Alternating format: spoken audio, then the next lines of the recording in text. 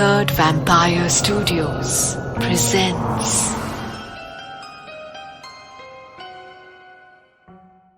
मुंबई के नरीमन पॉइंट इलाके में एक बहुत ही मशहूर कंप्यूटर सर्विसेज फर्म है जिसका नाम आर्यभट्ट कंप्यूटर टेक्नोलॉजीज है। इनकी क्लाइंट लिस्ट में बहुत सारी नामचीन नेशनल और इंटरनेशनल कंपनीज हैं। इस मशहूर कंपनी में काम करने वाले लोगों को बहुत कामयाब माना जाता है। लोग यहां तक कहते हैं कि इस कंपनी में काम करने के बाद आप कहीं भी काम कर सकते हैं। मैट्रिमोनियल वेबसाइट्स पर यहां नौकरी करने वाले लड़के लड़कियां बहुत डिमांड में होते हैं, पर कुछ दिनों से इस कंपनी के उस ऑफिस में शाम के बाद काम करना नामुमकिन सा हो गया था। लोगों के लैपटॉप पर काम करते करते उनके कॉफी टम्बलर से कॉफी अचानक गिर जाती थी और उन्हें पता भी नहीं चलता था कि ऐसा हुआ कैसे। कभी किसी का कंप्यूटर खुद ब खुद रीस्टार्ट हो जाता था ठीक उसी समय जब उस कंप्यूटर पे कोई बहुत ही जरूरी काम चल रहा हो। घंटों की मेहनत यूं ही जाया हो जाती थी। कभी कभी पूरे ऑफिस की पावर ट्रिप हो जाती थी, कभी ऑफिस का वाटर प्यूरिफायर बंद हो जाता और कभी कभी तो टॉयलेट का दरवाजा तक अंदर से यूं ही बंद हो जाता। किसी को कितनी भी जोर से लगी हो कोई जा नहीं पाता था। बेसिकली शाम के बाद पूरे ऑफिस का काम करना बेहद मुश्किल हो जाता था। सब लोग इस बात से हैरान परेशान थे, पर इसका कोई इलाज नहीं था। धीरे धीरे बात इतनी बढ़ गई कि लोगों ने परेशान होकर रात को काम करना बंद कर दिया। You are watching a Third Vampire Studios production.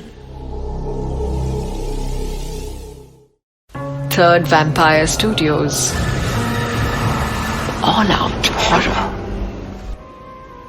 दरअसल बात यह थी कि 3 हफ्ते पहले आर्यभट्ट कंप्यूटर टेक्नोलॉजीज के एक प्रोग्रामर ने अपने प्रोजेक्ट मैनेजर से लाख मिन्नतें की थी घर जल्दी जाने के लिए। उस प्रोग्रामर का नाम था गौरव सक्सेना और उस दिन उसके 2 साल के बच्चे की सालगिरह थी। उसकी बीवी उससे 1 हफ्ते से कह रही थी कि कम से कम इस दिन तो वक्त निकालकर घर पर जल्दी नहीं बस वक्त पर आ जाना। हम अपने मुन्ने की सालगिरह धूमधाम से मनाएंगे। आखिर इस शहर में अपना कोई और रिश्तेदार भी नहीं है।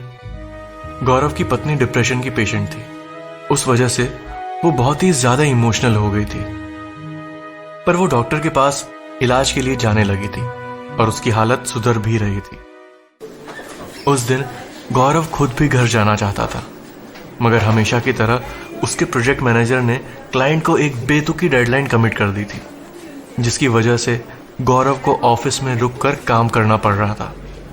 गौरव ने अपने प्रोजेक्ट मैनेजर को मनाने की बहुत कोशिश की, पर वो बिल्कुल नहीं माना। गौरव का अब बस गिड़गिड़ाना बाकी था। गौरव अपनी पत्नी से बात करने की हिम्मत नहीं जुटा पा रहा था, इसलिए उसने व्हाट्सएप पर सारी बातें लिख दी और काम पर लग गया। उस दिन वो रात के 1 बजे घर पहुंचा। जब वो घर पहुंचा तब उसने देखा कि उसकी पत्नी लिविंग रूम में पंखे से लटकी है। उसकी पत्नी ने खुदकुशी कर ली थी और खुदकुशी करने से पहले उसने अपने 2 साल के बच्चे की जान तकिए से उसका दम घोट कर ले ली थी। उसकी बीवी ने जाने से पहले एक चिट्ठी लिखी थी। उसमें उसने लिखा था कि अगर तुम्हारे पास मेरे लिए और मेरे बच्चे के लिए वक्त नहीं है तो हम दोनों का इस दुनिया में रहने का क्या फायदा। गौरव उस सदमे से पागल हो गया। उसने अपना लैपटॉप बैग बालकनी से नीचे फेंक दिया। उसके बाद उसने अपने उसी 12th फ्लोर के फ्लैट से कूदकर खुदकुशी कर ली। उस दिन से आर्यभट्ट कंप्यूटर टेक्नोलॉजीज के ऑफिस में उसकी आत्मा भटक रही थी और जब भी कोई रात को देर तक बैठकर काम करता, गौरव का भूत उसका काम करना नामुमकिन कर देता। वो नहीं चाहता था कि ऐसे वर्क कल्चर की वजह से कोई और परिवार बर्बाद हो। For more delicious horror bites, hit like and subscribe to our YouTube channel. You will, won't you? Third Vampire Studios presents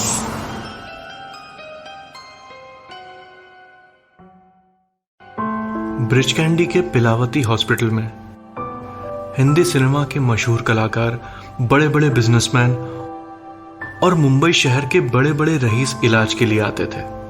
पिलावती hospital बहुत ही शानदार था, मगर वहां एक प्रॉब्लम थी जो सिर्फ वहां के डॉक्टर्स को ही पता थी। दरअसल हॉस्पिटल की 12वीं मंजिल पर एक एडवांस सर्जरी सेंटर था। वहां पिलावती हॉस्पिटल के बड़े से बड़े सर्जन्स ऑपरेट करते थे, पर उस 12वीं मंजिल पर एक राज था जो सिर्फ उन सर्जन्स को ही पता था।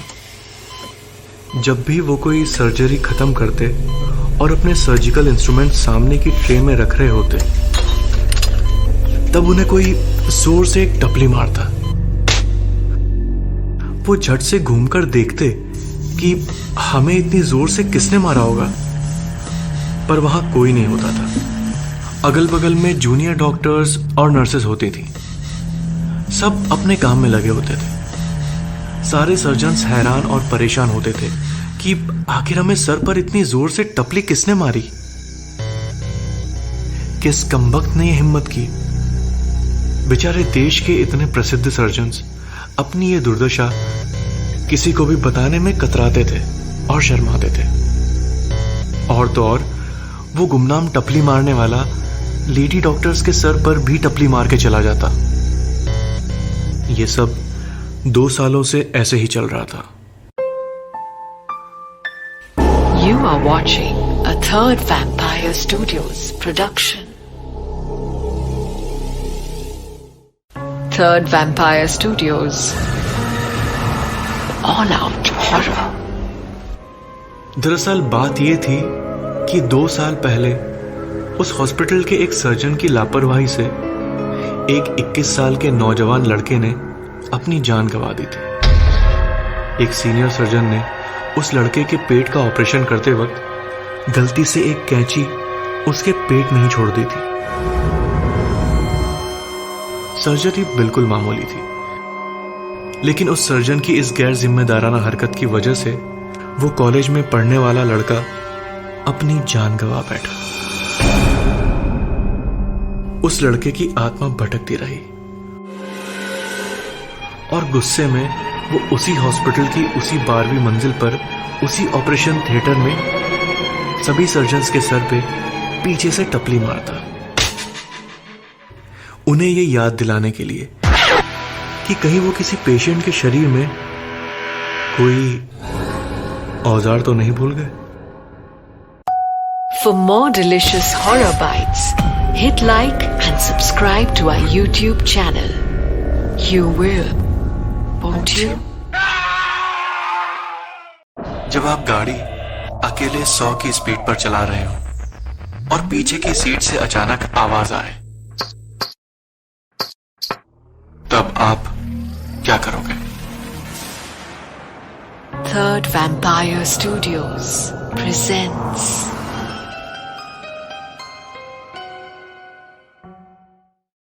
मनीष शर्मा ने हाल ही में एक नई गाड़ी खरीदी थी, क्योंकि उसकी पिछली कार उसे बहुत ही छोटी पड़ रही थी। उसमें उसकी बीवी, 2 बच्चे और उसके माँ बाप आराम से बैठ नहीं पाते थे। मनीष अपने पूरे परिवार के साथ न्यूयॉर्क में रहता था, इसीलिए उसने एक एसयूवी खरीदी थी जिसमें अब सब आराम से सफर कर सकते थे। इस साल उसका अप्रेजल भी अच्छा हुआ था और इतना तो वो अपने छोटे से परिवार के लिए कर ही सकता था। उसकी नई एसयूवी बहुत लंबी चौड़ी और शानदार थी। उसमें सिर्फ एक ही प्रॉब्लम थी, जब भी वो अकेले में गाड़ी चलाता तो पिछली सीट की बाईं तरफ की खिड़की पर किसी के खटखटाने की आवाज आती। ऐसा लगता था कि गाड़ी के कांच पर कोई खटखटा रहा हो, या कभी ऐसा लगता कि जैसे कोई कार का दरवाजा खटखटा रहा हो। मनीष ने अपनी गाड़ी जाकर एक गैरेज मैकेनिक को भी दिखाई। गाड़ी का पूरा मुआयना करने के बाद उस गैरेज के मैकेनिक ने मनीष से कहा, सर इसमें कोई प्रॉब्लम नहीं है, शायद उस दिन आपकी कार में कोई पानी की बोतल गिरी होगी, उसी की वजह से आवाज ने आपको परेशान किया होगा।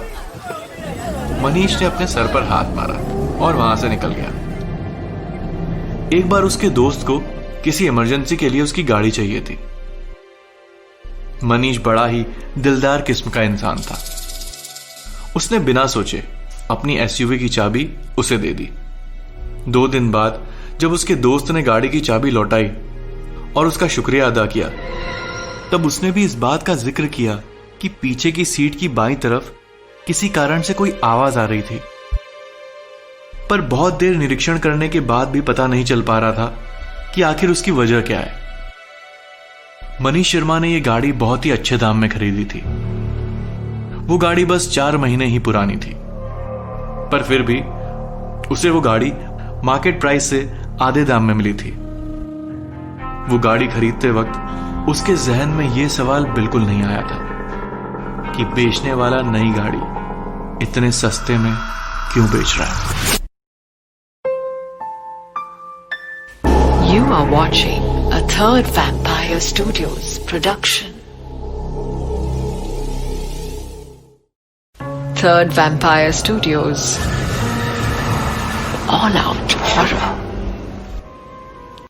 दरअसल बात यह थी कि उस एसयूवी के पहले मालिक के परिवार के साथ एक हादसा हुआ था। मालिक का नाम सुनील नायडू था।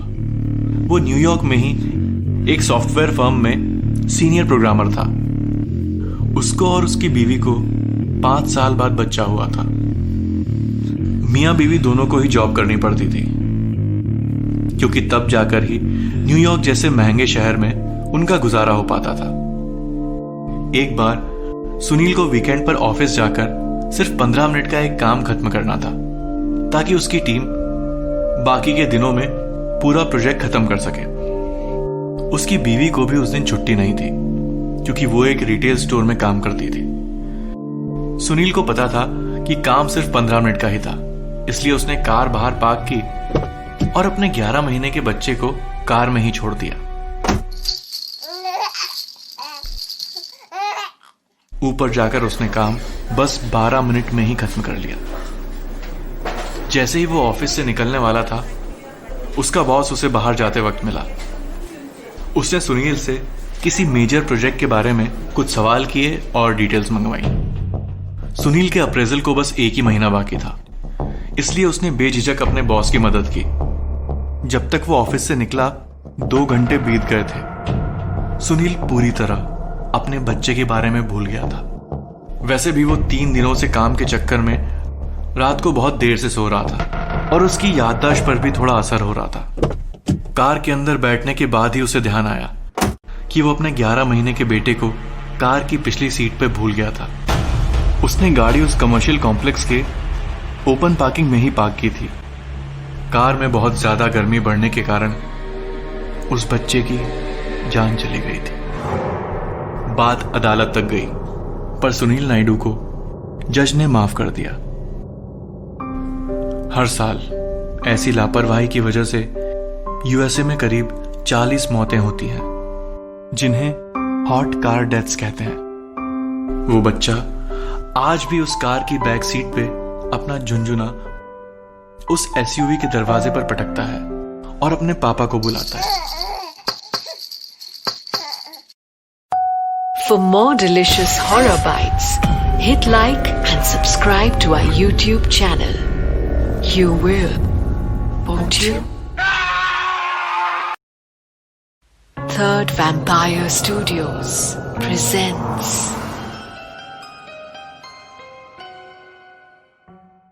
दादर के मशहूर छत्रपति शिवाजी महाराज पार्क में रोजाना अलग अलग समय पर सैकड़ों लोग वॉक करते हैं, दौड़ते हैं और साथ में कसरतें भी करते हैं। अगर आप थके हुए हो, बीमार हो या फिर गहरी सोच में डूबकर पार्क के किनारे की बौनी दीवार यानी कट्टे पर सिर्फ बैठे हो, तब भी ये सब सिर्फ देखकर ही आपका जी बहल जाएगा और आप खुद ही तंदुरुस्त महसूस करने लगोगे। इसी पार्क के वॉकिंग और रनिंग ट्रैक पर पिछले 10 दिनों से एक बहुत ही अजीब वारदात हो रही थी। एक 30-35 साल का नौजवान जो वहां जॉगिंग करता था, वो आजकल दौड़ते वक्त कुछ अजीब सी हरकतें करने लगा था। वो दौड़ते दौड़ते अचानक एक तरफ कूदता और कभी पीछे देखते हुए चिल्लाता और आगे तेज भागने लगता। और इसी वजह से वो कई बार कुछ लोगों से और किसी न किसी चीज से टकरा भी जाता। कुछ लोगों ने उसे डांटा और कुछ ने गालियां भी दी और कुछ ने तो उसके कान के नीचे एक झापड़ भी रसीद कर दिया। पर एक बात थी कि उसे देखकर यह पता चल रहा था कि जो भी हो रहा है उस पर उसका कोई नियंत्रण नहीं था। इसीलिए बहुत से देखने वालों को वो बेचारा मालूम होता था। पर बेचारा तो वो बिल्कुल नहीं था। उसके साथ ये सब इसीलिए हो रहा था क्योंकि उसने एक भयंकर अपराध किया था। You are watching a Third Vampire Studios production. Third Vampire Studios. All Out Horror. करीब 15 दिन पहले उस शख्स के यानी केतन अरोरा के पिता का देहांत हो गया था। उनकी उम्र 90 साल थी। अपने बेटे के साथ वो एक 12 साल के कुत्ते को भी पीछे छोड़ गए थे जिससे वो बहुत प्यार करते थे और उसका बहुत ख्याल रखते थे। पर उनका बेटा केतन एक निहायती खुदगर्ज इंसान था। एक कुत्ते को पालने के लिए जिस इंसानियत और ममता की जरूरत होती है वो उसमें बिल्कुल नहीं थी। उसको वो कुत्ता बोझ लगने लगा था। केतन के पिताजी तो उस कुत्ते को घुमाने उसी पार्क में लाते थे। पर उनकी मौत के 3 दिन बाद ही केतन ने उस कुत्ते को अपनी कार में डाला और उसे 30 किलोमीटर दूर ले गया। फिर उसने गाड़ी रोकी और उस कुत्ते को वहीं छोड़ देने की कोशिश की। पर वो कुत्ता रोते रोते उसके पीछे आने लगा। उसे अपनी बड़ी बड़ी आंखों से देखता और गाड़ी में चढ़ने की कोशिश करता। पर केतन को उस पर जरा भी रहम नहीं आया। गुस्से में आकर वहीं एक खंबे से उसे बांध दिया और गाड़ी भगाकर वहां से निकल गया। वो बेचारा कुत्ता दोपहर से लेकर रात तक वहीं भूखा प्यासा बंधा हुआ रोता रहा, भौंकता रहा। पर वहां उसकी सुनने वाला कोई भी नहीं था। रात को उस बेचारे मासूम कुत्ते को आवारा कुत्तों ने नोच नोच कर मार डाला। उस रात के बाद से उस बेचारे कुत्ते का भूत उसके पसंदीदा पार्क में भटकता रहता और जब भी वो केतन अरोरा को देखता वो उसके पीछे पीछे दौड़ने लगता और वो उस कुत्ते का भूत सिर्फ केतन को ही नजर आता था। For more delicious horror bites, hit like and subscribe to our YouTube channel. You will, won't you? Third Vampire Studios presents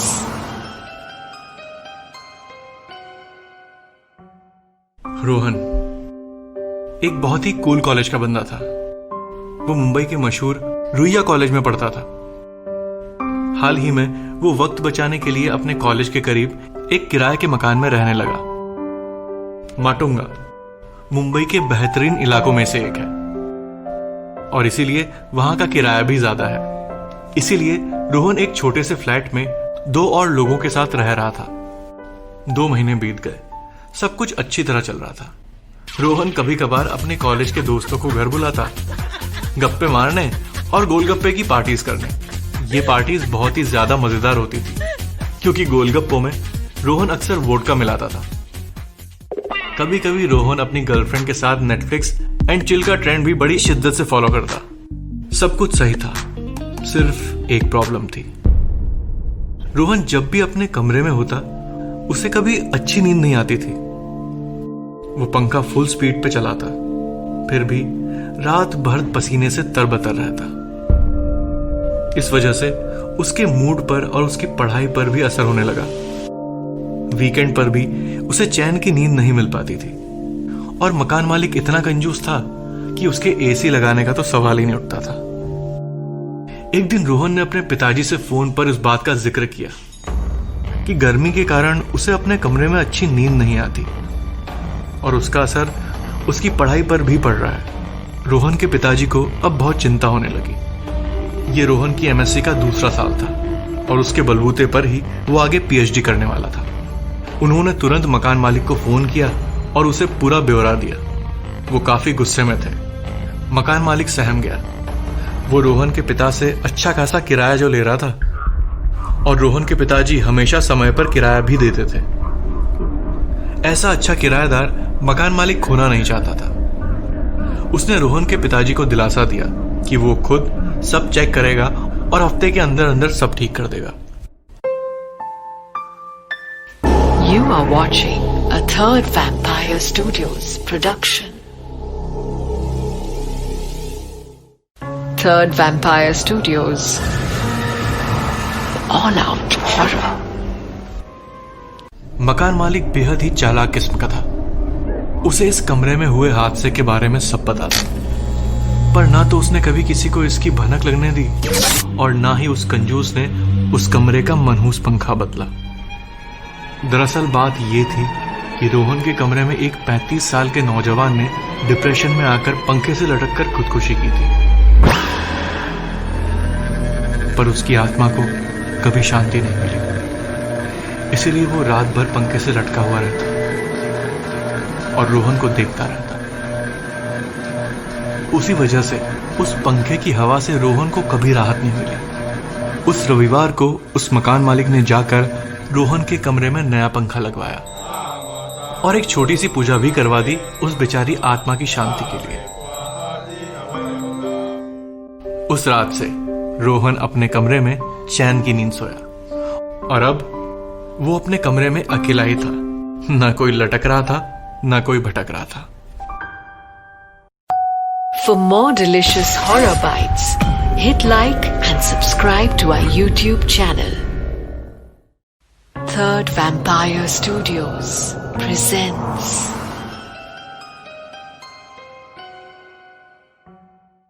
शाम थक गया था। वो गार्डन में एक कोने में जाकर खड़ा हो गया। उसकी आया उसके पीछे पीछे चल रही थी। 10 साल का श्याम एक प्यारा सा गोल मटोल बच्चा था। उसकी आया उसे कुछ बिस्किट्स खिला रही थी और जूस पिला रही थी। श्याम का टिफिन भरा हुआ था। अचानक उसके हाथ से कुछ बिस्किट्स नीचे गिर गए। श्याम और उसकी आया जहां खड़े थे वहां घास गीली थी। श्याम बिस्किट उठाने ही वाला था कि उसकी आया ने उसे टोका। श्याम बाबा, बिस्किट छी हो गया है, इसे खा के आप बीमार पड़ जाओगे। ये कहते हुए आया ने श्याम को दूसरा साफ सुथरा बिस्किट खिलाया। जब श्याम बिस्किट चबाकर जूस पी रहा था तब एक कौवा आया और घास पर गिरा बिस्किट खाकर चला गया। बोरीवली के वीर सावरकर उद्यान में रोज कई लोग सैर के लिए आते हैं। मुंबई में स्थित यह उद्यान बहुत ही सुंदर है और इसमें एक छोटी सी झील भी है। उसी झील से कुछ दूर एक यंग कपल बैठा था। लड़की ने लड़के के लिए प्यार से सैंडविचेस बनाए थे और वो उसे अपने हाथों से खिला रही थी। तभी अचानक उसके हाथ से सैंडविच गिर पड़ा। लड़की चिढ़ गई और उसने लड़के को डांटा। मैं इतने प्यार से तुम्हारे लिए सैंडविचेस बनाकर लाई थी और तुम्हें ढंग से खाना भी नहीं आता। लड़का हैरान हो गया। उसने कहा, अरे बेबी, मैंने क्या किया? मैं तो सिर्फ अपना मुंह ही खोल रहा था। यह सुनकर लड़की और चिढ़ गई। तुम्हें तो बस वो रास्ते पर बिकने वाले तेल से भरे समोसे ही पसंद है। मेरे हाथ से बनाए खाने की तुम्हें कोई कदर ही नहीं है। यह सुनकर लड़का चिढ़ गया। यार, एक तो ये खाना नहीं, ब्रेड बटर जैम है, और दूसरी बात, मैं अपने हाथ से ही सैंडविच खाने वाला था।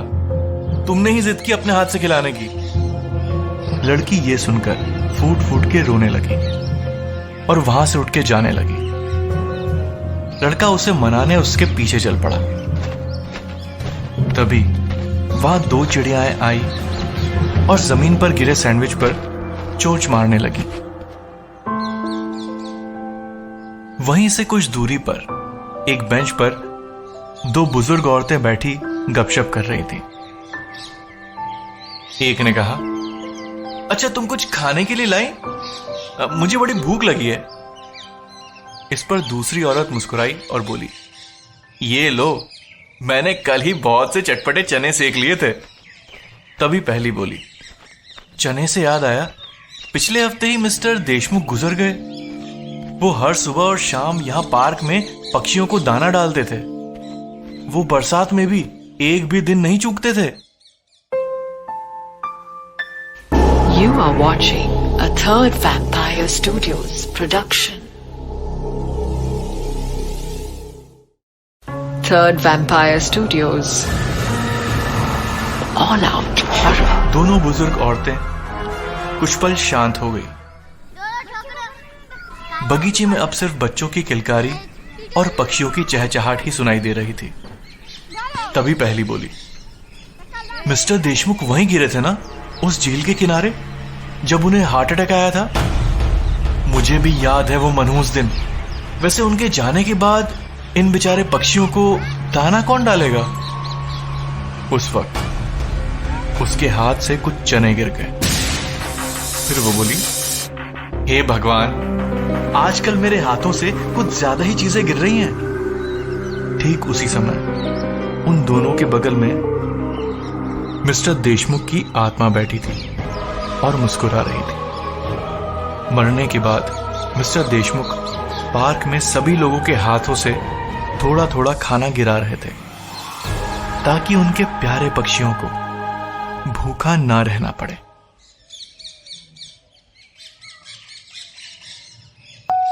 For more delicious horror bites, hit like and subscribe to our YouTube channel. You will, won't you? Third Vampire Studios presents.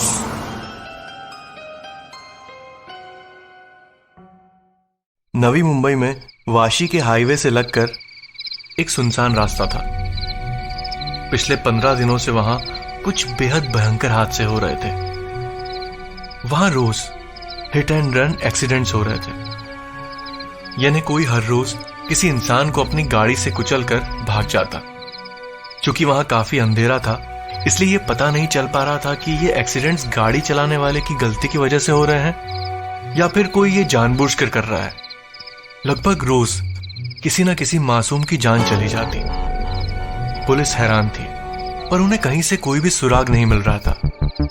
Accident के बाद गाड़ी पर अक्सर खून के छींटे होते और लाश पर कार के टायर्स के निशान। और तो और हादसे के बाद गाड़ी हमेशा ही वाशी में कहीं ना कहीं पाई जाती। गाड़ी चलाने वाला अक्सर उसे किसी वीरान जगह छोड़कर भाग जाता। इन भयानक हादसों से अब वाशी की पब्लिक आतंकित थी और पुलिस परेशान। You are watching a Third Vampire Studios production. Third Vampire Studios. All out horror. उन कार एक्सीडेंट्स में मरने वालों के परिवारों पर सचमुच तरस आता था, पर जो मरे थे वो बिल्कुल दया करने लायक नहीं थे। क्योंकि करीब 16 दिन पहले उसी रास्ते से एक 23 साल की लड़की गुजर रही थी। वो रोज हॉस्पिटल में ड्यूटी खत्म करके रात को घर के लिए निकलती। उसका हॉस्पिटल मुंबई में था, इसलिए वो लड़की रोज दोपहर को वाशी से सफर करती और रोज रात 11 बजे हॉस्पिटल से निकलकर फिर वाशी जाती, जहां उसका घर था। वो रास्ता रात को सुनसान होता था, इसीलिए वहां की झाड़ियों में कुछ अमीरजादे वाशी की खाड़ी से लगी दीवार पर बैठकर रोज गांजा मारते थे या कभी कभी बियर पीते थे। इनमें से ही एक लंपट नशेड़ी की नजर उस सुंदर लड़की पर गई, जिसने बड़ी मेहनत से अपनी डॉक्टरी की पढ़ाई खत्म करी थी और अब नौकरी करके अपना घर संभालने में मदद कर रही थी। ऐसी एक मनहूस रात को उस नशेड़ी ने अपने बाकी 7 दोस्तों के साथ एक साजिश रची। उन लोगों ने रास्ते पर कुछ बड़ी बड़ी कीलें फेंक दी, जिसकी वजह से लड़की की गाड़ी पंचर हो गई थी। रात का वक्त था। जैसे ही वो युवा डॉक्टर टायर चेक करने के लिए अपनी गाड़ी से उतरी, 8 कमीने उस पर गीदड़ों की तरह झपट पड़े। वो उसे झाड़ियों के बीच खींच कर ले गए और वहां उस पर सभी ने बेरहमी से बलात्कार किया। और उसके बाद सभी वहां से फरार हो गए। इस वहशियाना हरकत से उस मासूम लड़की को कई अंदरूनी चोटें लगी, जिसकी वजह से वो घंटों तक तड़पती रही और फिर उसने वहीं दम तोड़ दिया। पर उसकी आत्मा बदले की आग में जल रही थी। वो लड़की कार चलाने में बहुत माहिर थी। अक्सर उसके दोस्त भी उसकी कार ड्राइविंग की तारीफ करते थे। अब उसका भूत रात को वाशी में पार्क की हुई गाड़ियों को स्टार्ट करता और रोज उसी रास्ते पर उन लड़कों को बारी बारी गाड़ी से कुचल देता। कभी अगर वो अधमरे होते तो वो उन पर से गाड़ी रिवर्स भी करती, तब तक जब तक कि उस लड़के की जान न चली जाए। और जब उस लड़की की आत्मा ने 8 बलात्कारियों को ठिकाने लगाया, तब जाकर वाशी में ये खतरनाक एक्सीडेंट्स बंद हो गए।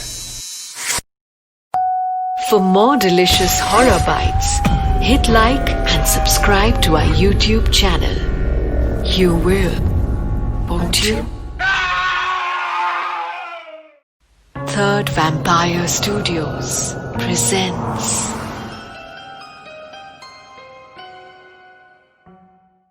मुंबई में बाइकला ईस्ट की सूफियाना चौल के एक घर में कई हफ्तों से हर रोज एक केक डिलीवर हो रहा था।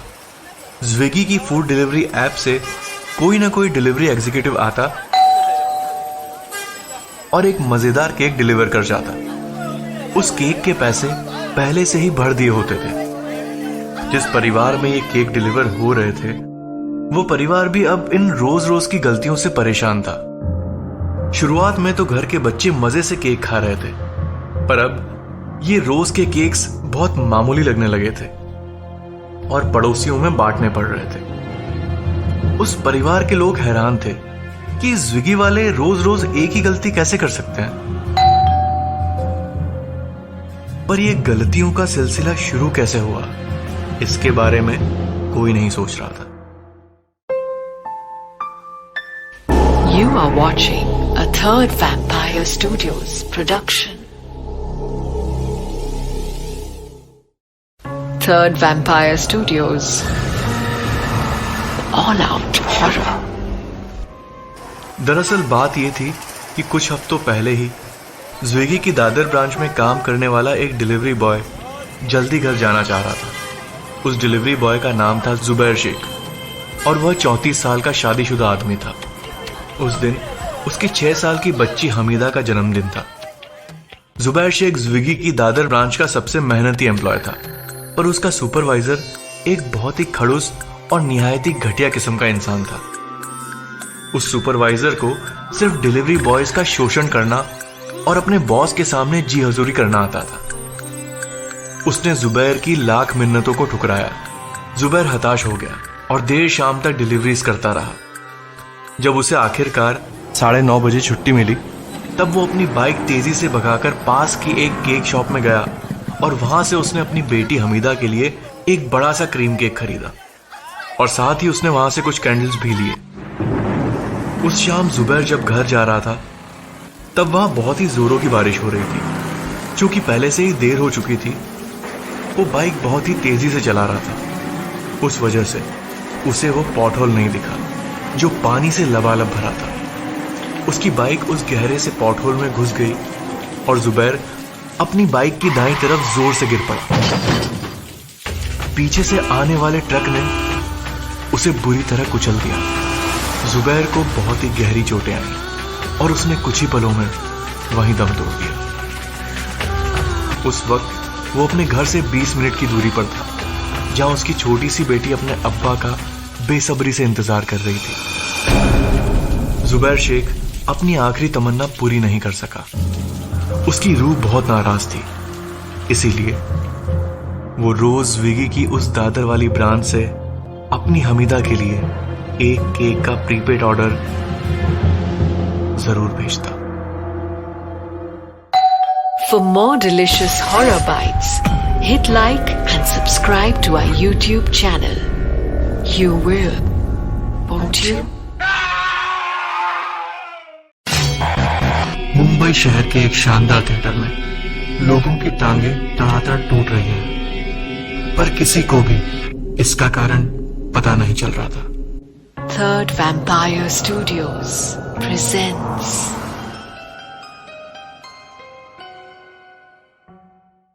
मुंबई के मशहूर ईगल थिएटर में रोज सैकड़ों लोग मूवीज देखने के लिए आते हैं। यह थिएटर मुंबई के सबसे पुराने और शानदार थिएटर्स में से एक है। यहाँ कई ब्लॉकबस्टर फिल्मों का प्रीमियर हुआ है। आज भी यहाँ साउथ मुंबई के कई रईस परिवार फिल्म्स देखने के लिए आते हैं।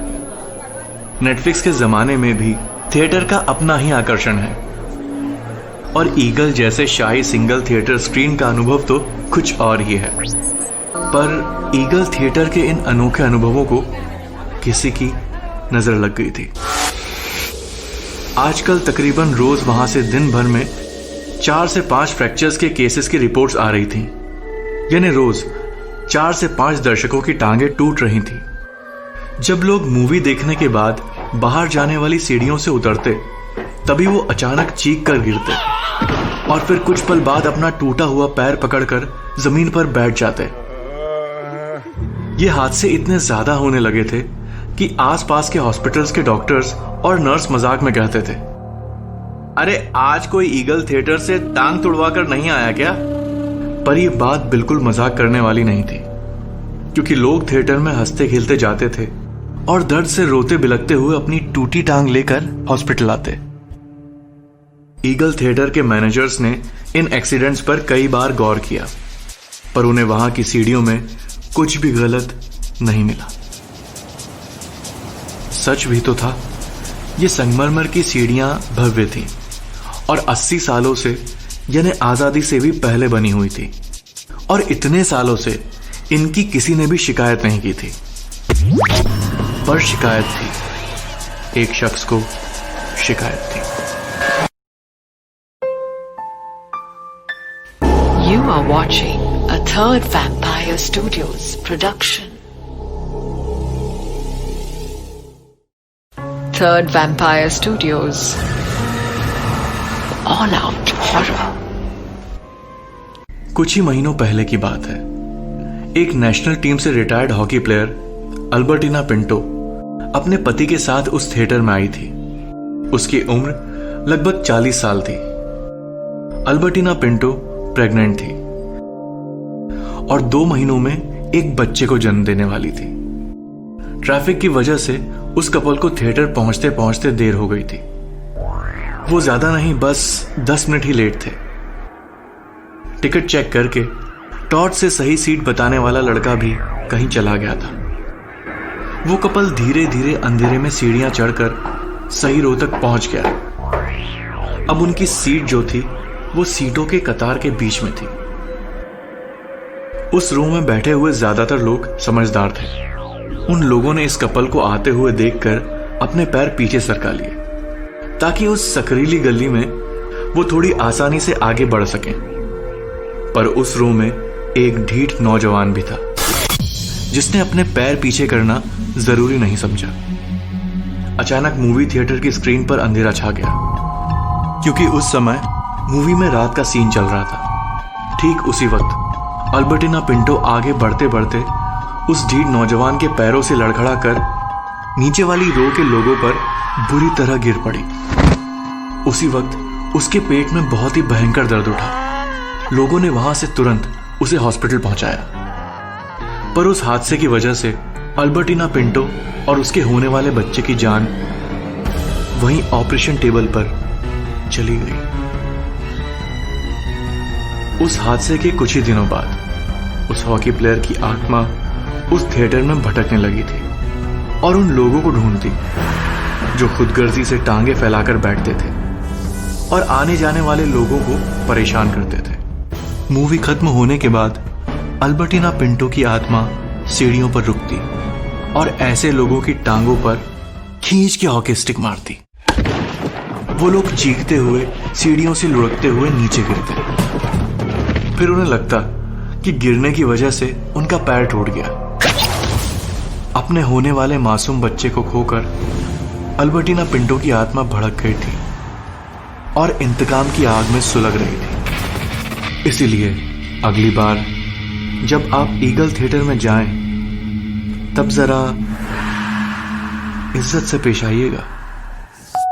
For more delicious horror bites, hit like and subscribe to our YouTube channel. You will, won't you? Third Vampire Studios presents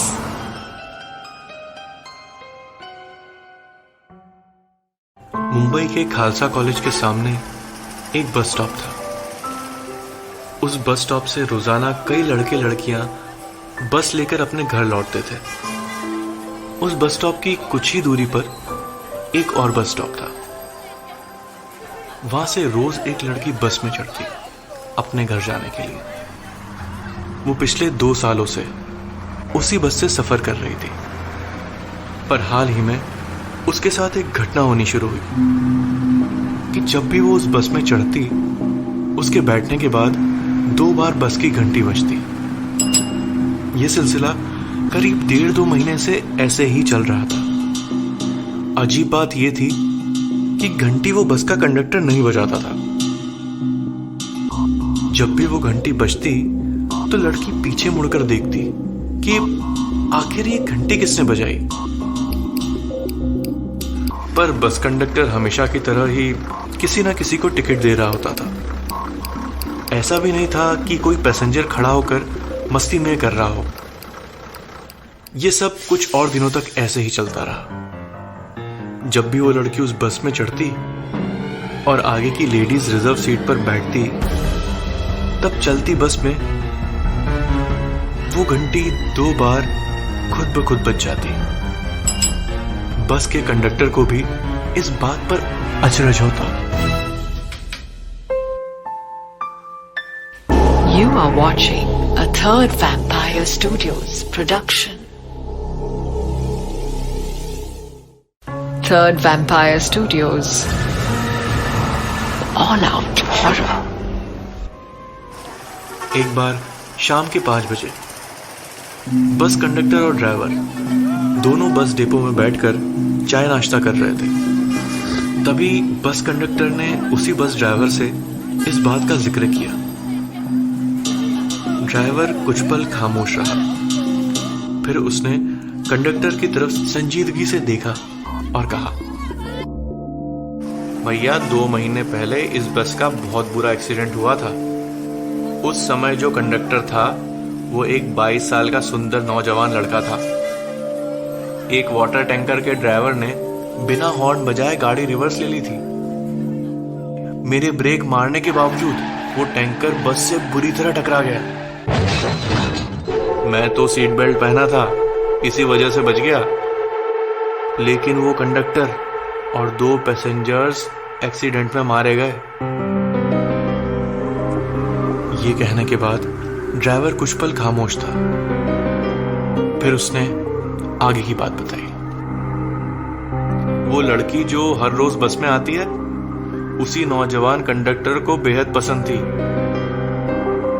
जब भी वो बस में चढ़ती, वो बस कंडक्टर को देखकर शर्मा के मुस्कुराती और वो कंडक्टर भी बस की घंटी 2 बार बजाकर अपने प्यार का इजहार करता।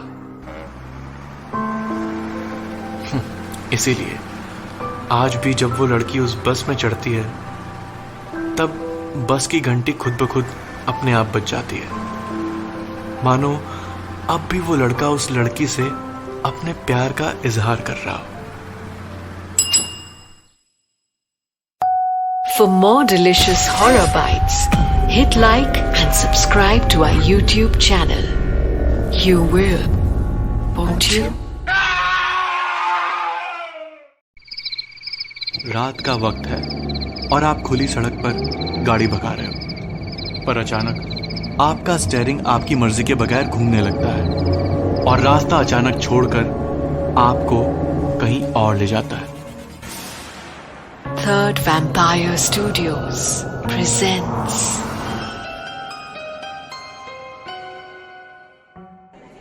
विरार के आगे हाईवे से कुछ आधे किलोमीटर दूर ही एक बस्ती है।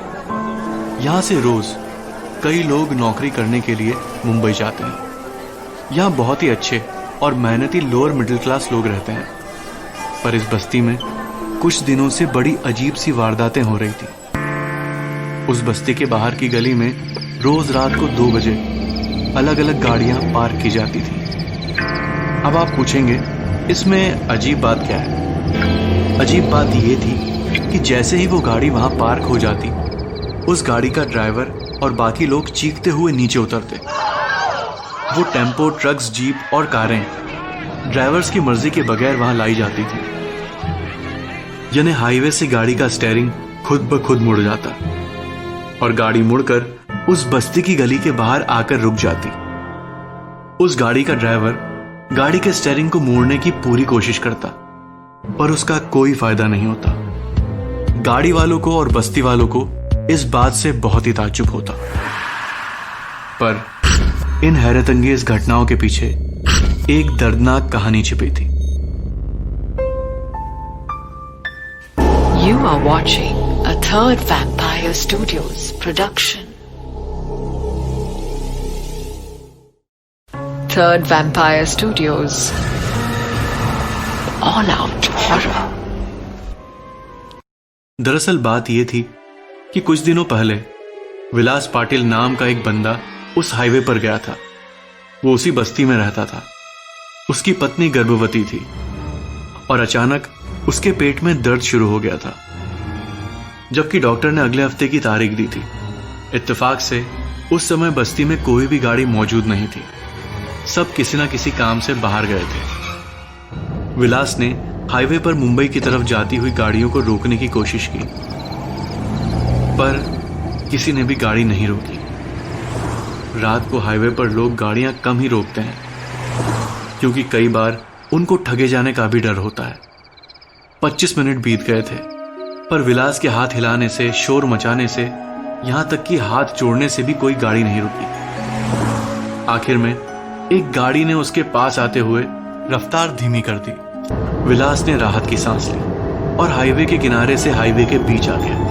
बाकी गाड़ियां 60-70 की स्पीड में चल रही थी, पर यह गाड़ी लगभग 40 किलोमीटर की स्पीड से आ रही थी।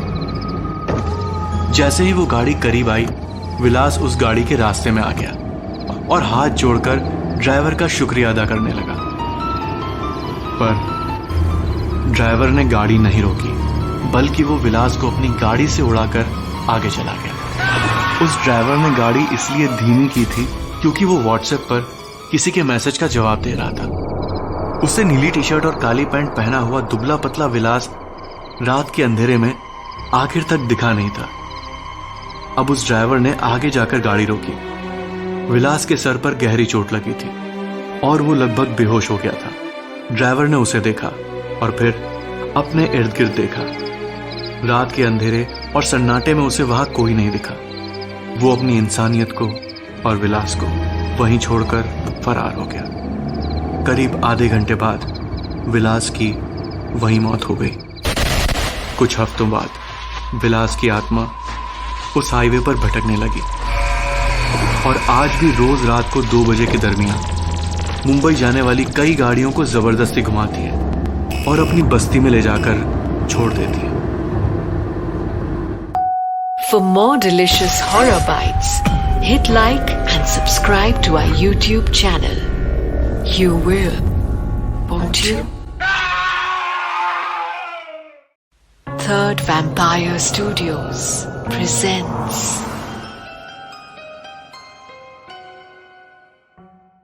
लंदन के बकिंगहम पैलेस से कुछ दूर एक रेसिडेंशियल एरिया था, जहां एक छोटा सा रास्ता होके गुजरता था। इस रास्ते के दोनों तरफ छोटे छोटे बंगले थे और फुटपाथ पर सुंदर पेड़, जिस पर अक्सर पक्षियों की चहचहाहट सुनाई देती थी। पर उस रास्ते का एक हिस्सा था जहां पर ना कोई पक्षी आता था, ना कोई तितली। एक दिन एक लंबी कार बड़े आराम से रास्ते से गुजर रही थी। जब वो गाड़ी लगभग रास्ते के बीचों बीच पहुंची, तब कार में बैठे सभी लोगों के कानों में एक आवाज गूंजी। दोज़ख में जाओगे, खुदा तुम्हें कभी नहीं बख्शेगा। गाड़ी में बैठे सभी लोग चौंक गए। वो एक दूसरे को देखने लगे। ऐसा लग रहा था मानो कि कोई गाड़ी का शीशा नीचे करके अपना सर गाड़ी के अंदर डालकर सभी के कानों में चीख रहा हो। गाड़ी लंदन में चल रही थी, पर इत्तेफाक से सभी बैठे हुए लोग हिंदी और उर्दू से वाकिफ थे।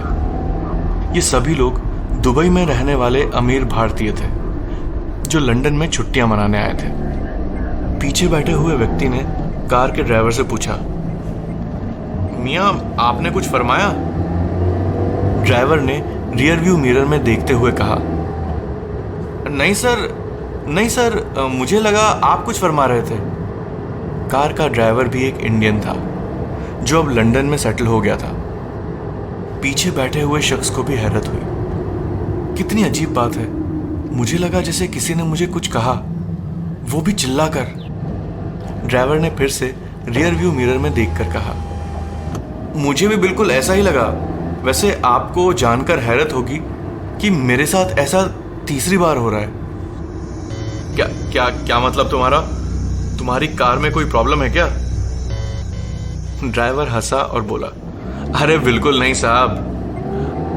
अब पीछे बैठा हुआ बंदा और भी परेशान हो गया। सच बताओ, तुम्हारी कार में कभी किसी को हार्ट अटैक तो नहीं आया? ये सब कैसी आवाजें हैं?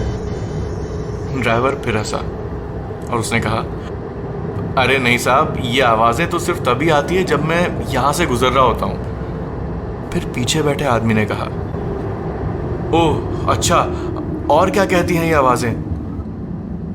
ड्राइवर अब तेजी से गाड़ी चलाने लगा था। उसने रियर व्यू मिरर में कुछ पल बाद देखा और कहा, अब पिछली बार ये आवाज कह रही थी कि सो जाओ, ये भी कोई वक्त है गाड़ी चलाने का? साला खबीस का बच्चा। अच्छा, फिर क्या हुआ? ड्राइवर बोला, कुछ नहीं हुआ। पीछे एक इंग्लिशमैन बैठा था, उसे तो कुछ समझ में नहीं आया। हालांकि हम दोनों ने एक पल के लिए एक दूसरे की तरफ देखा भी। वहीं से कुछ दूरी पर अजीज नाम का एक रेस्टोरेंट ओनर अपने रेस्टोरेंट के बाहर बैठकर इत्मीनान से चाय पी रहा था। उसके रेस्टोरेंट का नाम था लजीज अजीज कबाब्स। ये रेस्टोरेंट इंडियन, बांग्लादेशीज, पाकिस्तानीज और अफ्रीकन में बहुत मशहूर था, जहां कम से कम दाम में बंदा चटकारे लगाकर बढ़िया से बढ़िया कबाब खा सकता था। अजीज बांग्लादेश से आकर लंदन में सेटल हो गया था।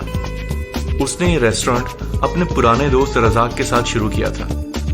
रजाक पाकिस्तान का था, मगर उनकी दोस्ती और साझेदारी को जल्द ही किसी की नजर लगने वाली थी। You are watching a Third Vampire Studios production. Third Vampire Studios. All out horror. एक बार अजीज ने अपनी बीवी को रजाक के साथ रंगरलियां मनाते हुए देख लिया था। जाहिर सी बात है, उसके गुस्से का कोई ठिकाना नहीं रहा। उसका तो जैसे इंसानियत पर भरोसा ही उड़ गया था। रात को जब अजीज और रजाक होटल बंद करके निकलने वाले थे, तब अजीज ने यह बात छेड़ी। रजाक ने हंसकर अजीज से कहा कि उसकी बीवी ने ही इस अफेयर की पहल की थी। अजीज का खून खौल उठा। उसने गुस्से से लाल आंखों से रजाक को घूरते हुए कहा, मैं तुम्हें कब्र में भी चैन से नहीं सोने दूंगा। रजाक एक पठान था और अजीज से काफी लंबा था, इसलिए उसे अजीज से कोई खतरा महसूस नहीं हुआ और वहां से हंसकर जाने लगा। रजाक की इस नजरअंदाजी से अजीज आग बबूला हो गया। उसने पास में रखे हुए एक कसाई का छुरा उठाया और रजाक के गले पर फेर दिया। रजाक तड़प तड़प कर वहीं ढेर हो गया। अजीज ने उसकी लाश एक टेम्पो में डाली और उसे कहीं फेंकने निकल पड़ा। तभी उसने रास्ते पर एक अंडर कंस्ट्रक्शन स्पीड ब्रेकर देखा। कुछ ही घंटों में उसने वो गड्ढा और भी गहरा कर दिया और उसमें रजाक की लाश दफना दी। फिर उसने उस पर अच्छी तरह से मिट्टी डाल दी। अगले ही दिन लंदन म्युनिसिपैलिटी ने उस स्पीड ब्रेकर पर कंक्रीट डालकर उसे पेंट कर दिया। तब से जब भी उस स्पीड ब्रेकर के ऊपर से गाड़ी जाती, रजाक की रूह चीख उठती। अजीज अपनी जबान का पक्का था। उसने रजाक से कहा भी था, मैं तुम्हें कब्र में भी चैन से नहीं सोने दूंगा। For more delicious horror bites, hit like and subscribe to our YouTube channel. You will, won't you? शुक्रवार की शाम है। आप अपने दोस्तों के साथ बियर बार में रिलैक्स कर रहे हो। आप सबने बॉटम्स अप कर दिया और ग्लास टेबल पर रख दिया। अब आपका बियर ग्लास खुद ब खुद भरने लगा। क्या अब भी आप चीयर्स करोगे? Third Vampire Studios presents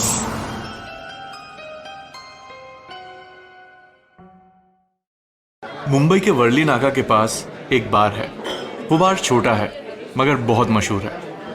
वहां वीकेंड्स पर दिन भर में सैकड़ों लोग जाते हैं अपने मुरझाए हुए चेहरे लेकर। जब वो पीकर बाहर आते हैं तब उनके चेहरों पर रौनक छाई होती है। शायद इसीलिए उस बार का नाम रौनक बार है।